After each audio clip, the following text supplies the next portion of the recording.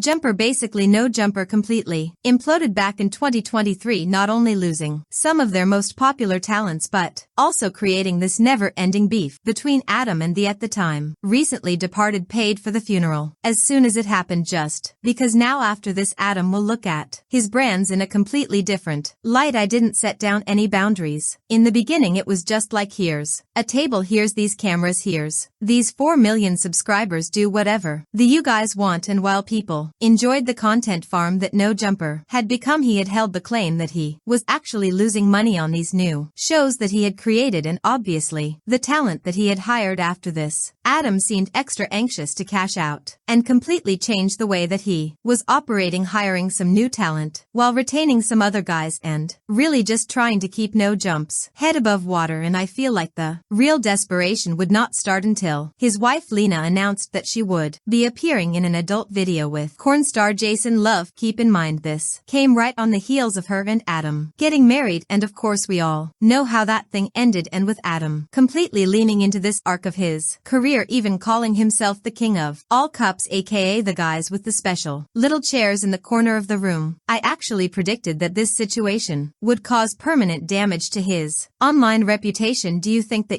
her better than Adam did? Well, obviously yes, which looking back is exactly what happened. It's like Adam entered a never-ending inferno of getting roasted online, so of course he would double down on the humiliation and the attention by hosting a web show, give away his wife to the man of his choice. We going to get you out of the situation, right? But the whole idea is that we're going to do it together. Just went there and just pull my pants down and showed my French baguette to Lena and Adam, but I had to bring her. I don't think he won. Now this pretty much ended the same way, only this time Adam would actually cross swords with dude. Now since then Adam had not really been worth talking about. Honestly, his antics just got stale after he showed up on stream wearing a G-string. I'm going to put on this thing and I'm going to go into the news and I'm going to say hi to everybody, and then he was quote unquote acting like he was shooting a gay scene with none other than Jack Doty's brother, something he would later reveal was apparently an April Fool's prank to troll the world into believing that I am a homosexual. But honestly at that point I don't think anyone really cared enough to be tricked, and now apparently Adam has been struggling financially, or at least No Jumper. Recently they were actually sued by 2 former employees at his company who alleged some sort of discriminatory termination, and then Adam even promoted an alleged crypto rug pool called Coin, and keep in mind this is something that he was dead against in the past, yet he was completely unapologetic when CoffeeZilla questioned what the hell he was doing. I reached out. I said, hey, you shouldn't run a coin. It's lame and you're going to scam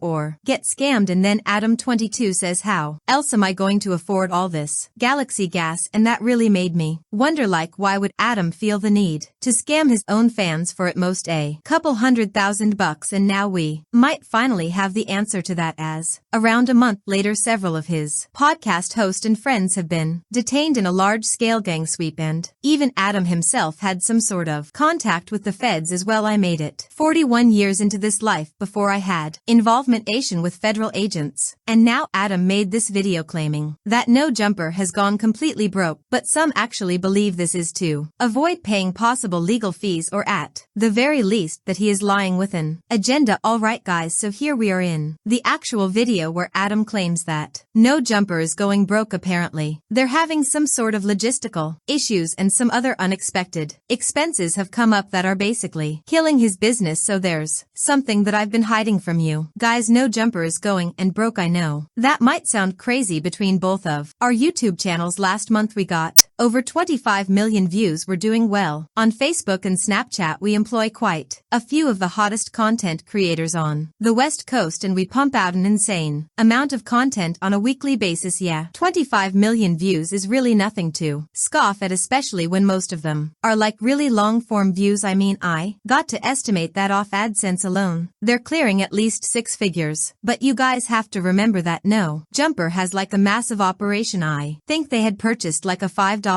million building back in 2022 or 2023, and at the time I praised them for doing this. I always think it's cool when people can make like a media conglomerate like that. I thought he was going to be like his own little version of Barstool, but I think Adam witnessed firsthand how quickly you can just start burning through money simply because you own this insane building. And when you're just doing a podcast, like, do you really need all that? Like, I get that it looks cool, I get that you want to be like maybe the next Barstore, but that business model, especially in this economy, is just really rough. How could we be going broke? Well, let's start here. We expanded too much during COVID, just about the exact moment that our revenue streams all took a hit. We hired a whole bunch of editors and other employees, and we bought a huge office building that cost us almost $4 million, thinking that the growth that we were experiencing during the pandemic was going to continue. And this is a problem that a lot of businesses made during the pandemic. They thought that because people were at home and people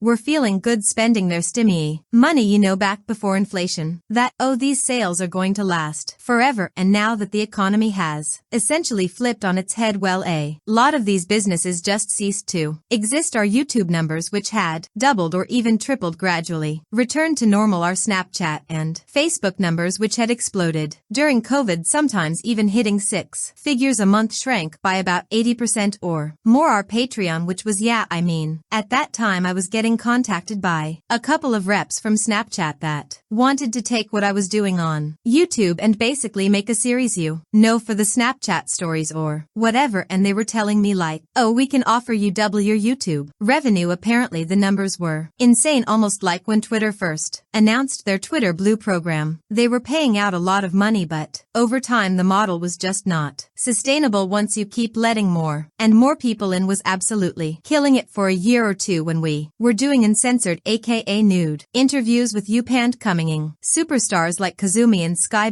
fell off too a bit with the launch of Plug Talk, and it decreased interest in seeing us interview stars. Let's be honest for a second, guys, no one is watching Korn so that they can know about the girl's personality. No one's saying, oh, I wonder where she wants to get taken for a date, I wonder how she got into this industry. Was there trauma involved? Of course. And the other thing to me is, there really that many people out there that want to see Adam getting busy on camera? Like, I get that his girl is like the focal point of the Korn business that they do, but at some point these people going to be like, yo, we're sick of Adam, we don't want to see him on that orange couch no more. As a matter of fact, if you've ever paid for one of his films, I'm looking at you completely sideways. You might recall that the channel took quite a hit when approximately 8 of our hosts left the platform in March of 2023, although we've definitely largely recovered and managed to build up a very healthy roster of talent since then. That certainly took a toll on our business for a while as well. They did recover pretty nicely from all that backlash, but we were still solidly profitable. That is, until the last few months, where we experienced 2 major L's that we never could have seen coming. First, we lost the No Jumper Instagram after almost 10 years of building it up and essentially no strikes on our account. We got taken down one day, and we still have absolutely no idea why. We were bringing in a very solid amount of cash monthly that was keeping us afloat via selling sponsored posts on the account. I do always wonder if those type of Instagram promotions actually lead to real growth for an artist. I honestly feel like you'd be better off trying to do something a little bit unique and trying to get your music trending that way through some sort of like sick little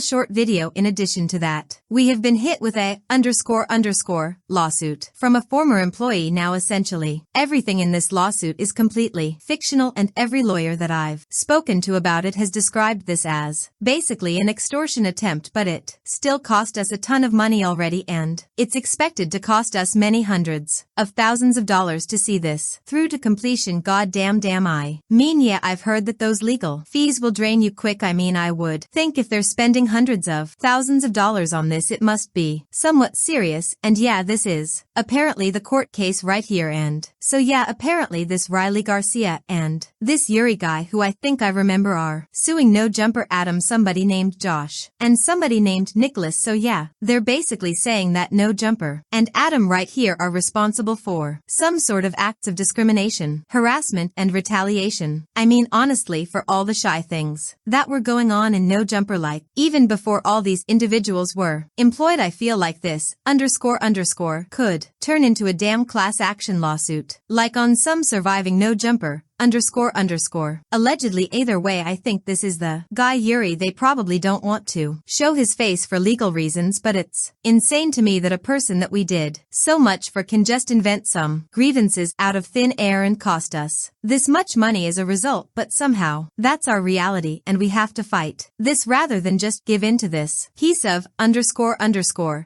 I mean, yeah, cause if you give in to one person, it kind of sets the precedent, like, oh, everyone come sue me. Now I'm just going to be handing out settlements. So as a result of all these circumstances, we are making some changes. Over the last few months, we laid off multiple employees in an attempt to reduce our expenses as much as possible. We closed down our store on Melrose, and we're in the early stages of selling our current warehouse and moving into a smaller space. To be honest, aside from the layoffs, which sucked, I'm pretty happy about a lot of these changes. I've realized that I should have paid more attention to DJ Vlad and kept my overhead as low as possible, particularly in terms of staff and location. Well, yeah, I'm sure that massive building that I guess he bought turned into an insane ___ headache, and I would say the only saving grace here is that really only No Jumper could go bankrupt. Like, it's hard for me to see them coming after his personal assets if he has everything set up correctly. Confident that once we get the building sold, we'll be in a pretty solid financial position. Again, as a business, I've got another business in the form of Plug Talk, and I've got a pretty decent investment portfolio. On a personal level, it was a big decision to share this stuff with you guys, but at a certain point I realized that I've been honest with the world about just about everything in my life over the years, and it felt wrong to keep all this stuff that we've been dealing with in secret. Adam, come on bro, be honest about the rug pull. Then I know what you're thinking. What can you do to help? Well, I do have some ideas, which I'll sort into 3 categories here: free, cheap, and generous. Oh, here we go. Adam's about to ask the audience for some money to pay those legal fees. We are really trying to get serious about embracing our members here on YouTube. Yeah, how do you guys feel about memberships on YouTube? Have you joined anyone's channel? I'm always getting emails encouraging me to do that type of thing, but I don't know, it's just hard for me to see someone in my audience spending like the same price as Netflix or something like that just so they can watch an extra piece or like an uncensored version of my content. $5 a month. We've got a ton of awesome benefits, including being able to watch all of our interviews free of censorship and bleep words before they're released to the public. Members only chat for all of our live stream content. I mean, yeah, I guess if you're like a huge time fan and you really want to be in like the members only chat, that's the only reason I can see doing something like this. And I'll also say, like, if you're getting endless entertainment value from somebody and it's pretty much all free, yes, I can see you throwing them like $5 a month. And for those of you who have more money to spend, we're introducing a mega premium $100 tier to our memberships that will get your name added to the $101 a month, $11,200 a year. That's like 1 month of rent for a lot of people, but hey, you get those producer credits and will also get you consistent advice and opinions on your music submissions with 1 free submission per month and discounted additional songs. Honestly, if you are a young up-and-coming artist and you have $100 to spend on your career, this is not where I would put it. I remember back in the day, No Jumper would always do these, like listening to your music live streams when maybe like 10-15,000 people were tuned in and they were just playing different people's music who would send them $100.